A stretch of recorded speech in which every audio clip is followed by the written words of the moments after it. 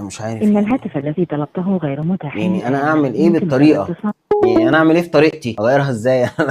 هي طريقتي يعني. وبعدين على فكره، هو الفكره كلها اي حد هيسالهم هيبقوا حاسين. ده اخونا كان مزلزل كان بيتصل وهو طريقته مختلفه خالص عني، ومع ذلك كان بيقولوا لا احنا مش هنرد عليك وكذا وكذا. والله يا فندم انا اتصلت على ابوك عبد البسيط مسيح ابو الخير اللي بنته اتطلقت مرتين، مره في 2005 ومره في 2024. خلاص اتصلت عليه قعد يقول لي لا لا ده انا خلاص بعدت عن المجال ده خالص، ده انا بقيت مهتم بالالحاح ومش عارف ايه وكده. واتصلت على فلوباتير مجدي قلت له ايوه يا فندم كان عندي سؤال بس. قال لي انت بالذات ما ينفعش حد يتكلم معاك. قمص فلوباتير مجدي مين معايا؟